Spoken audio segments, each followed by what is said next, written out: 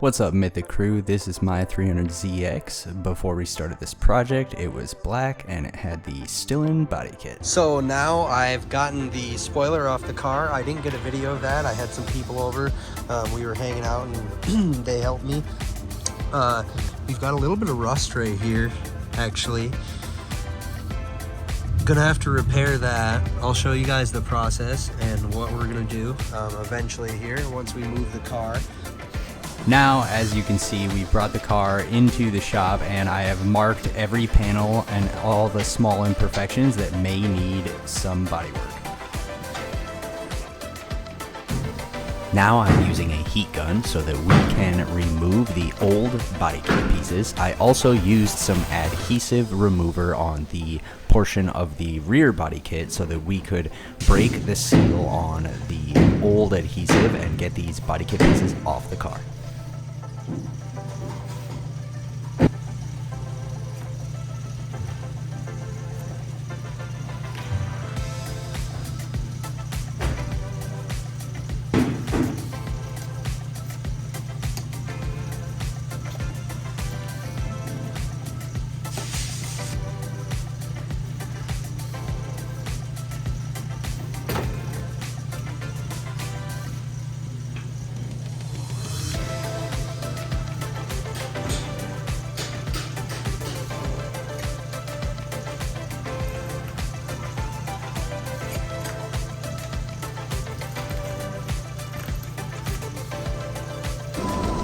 Now that we got the body kit off the car, we have to start removing the interior plastics and interior pieces so that we can get the trims off and we can get the taillights out and the other parts of the body. Here I'm taking apart the door card and getting the window out of the door so that we can get all the trim off and make sure that everything's sprayed.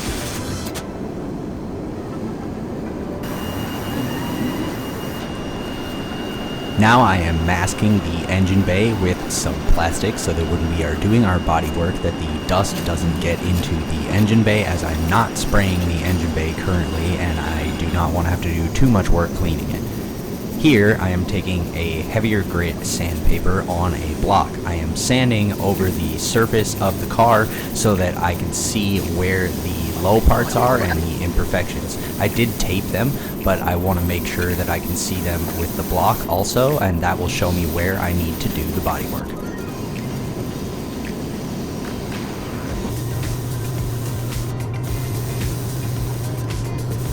Now we remove the taillights, and then I have to come in and scrape off the butyl that is sealing them on, along with use a rubber wheel to make sure that we get all of it off, because we will have to prep this area for paint also, and we cannot have any butyl still on the car.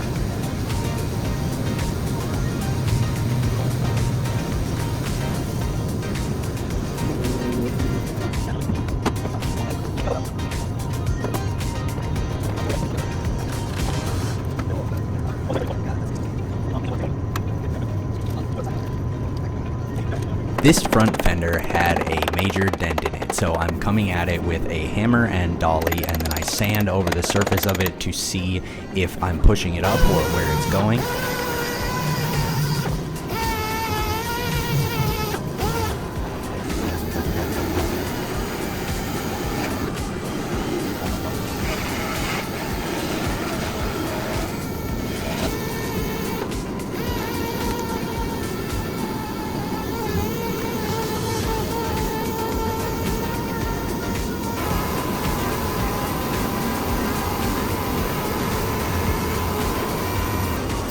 Here we have the old antenna hole for the car. I start sanding this and I sand the rear wiper hole on the hatch.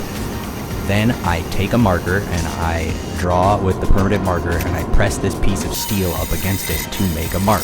I take that over and I cut it out and start to grind a perfect circle. Once I get the fitment correct on this circle, I will set it up against the vehicle and I will line it up. Then I'm grinding here to get a ground point for the welder. We're going to close up these holes so that we no longer have those and we have a smooth panel, because I'm not going to be using that antenna. You can see that I start to weld. I'm tacking the corners, and then I slowly put tacks all around. If I was to weld seamlessly and not stop all the way through, I would warp the panel. So it's one tack at a time and slowly seam this together.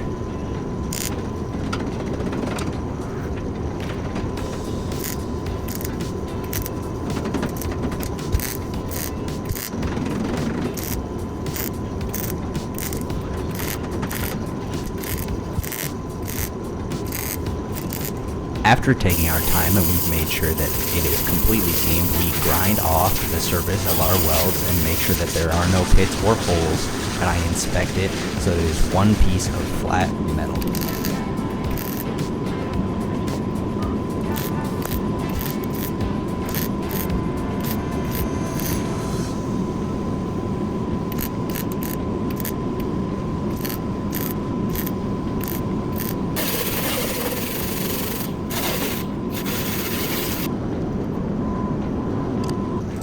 Now we're going to come at the whole car with a little bit of body filler to fill any of the imperfections that we could not pull out or that we could not work with the hammer and dolly, just to get a surface layer and a flat finish before we put on primer.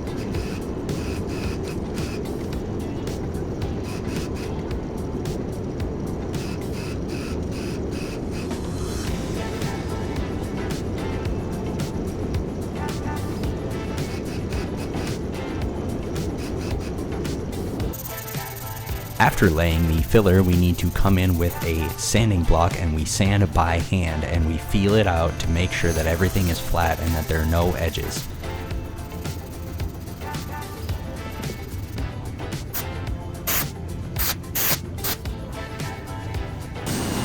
Now you will see me test fitting this light into the fiberglass spoiler that we got. This spoiler does not have any holes, so I'm taking a Dremel and drilling out holes for the wires and tabs to go through so that we can actually seal this brake light into our new fiberglass spoiler.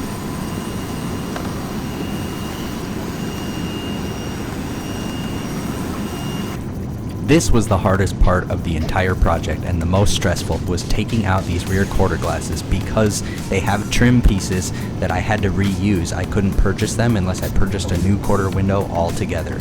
So I start cutting and then I put in that spade. We tape up the window so that once it's released it does not just fall out of the hole, and then I start to cut from the inside and just try to break this window seal so that I can get this window out. It was very stressful, but we finally did it.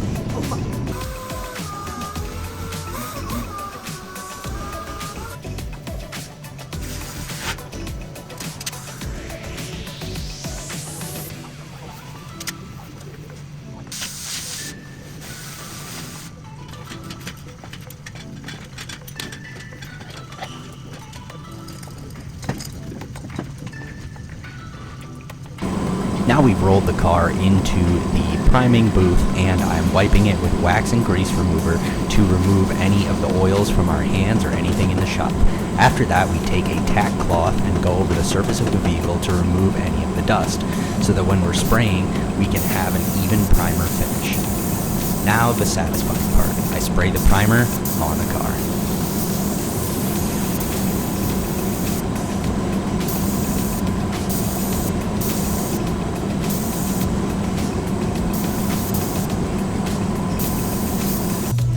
Here I'm showing you how I mix the primer. This cup has lines on it which show different variations that you need for mixing. So I pour in the correct portions and then we start to stir this primer and then spray. Hey Mythic, big day today. I've got news. We've got a big package from Z1 Motorsports. We got aero in for the Z car. I'm gonna show you the new front bumper or fascia and the new rear lip. And we're gonna paint them, put them on, get this thing ready for the new season. All right, so here's our front fascia. I got this one on sale. It's the Twin Z that I've always wanted, but it's got a couple blemishes. It's got this right here and this crack at the bottom. I'll show y'all how to do some fiberglass repair on that. Then we've got the rear lip.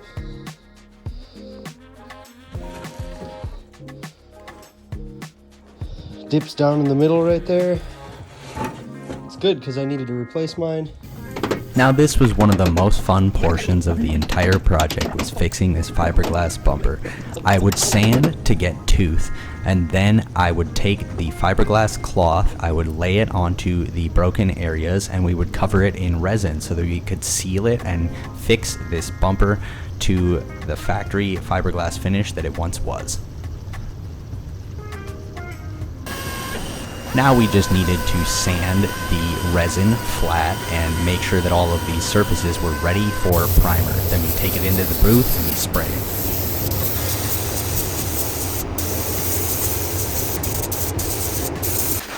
Now that it's been primed, we take it out and I start to sand the surface. You can see that it's black. That's powdered guide coat that we put on the surface of the bumper so that when I sand it, I can tell if there's any low spots. I have to sand until the entire surface is more of a white color, which you'll see up front. We did that to every panel and the entire car.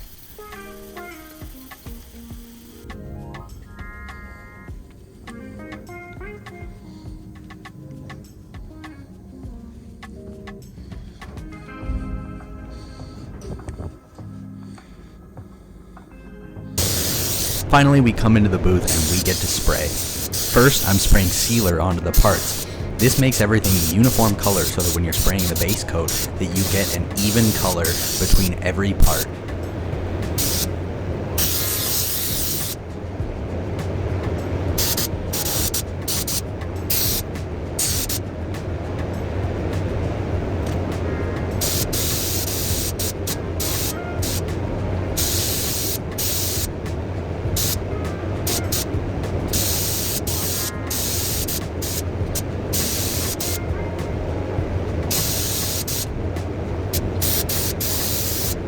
Finally, the most exciting part is that you get to see the color that I chose. I went with Nissan's Bayside Blue, the 1990s GTR color.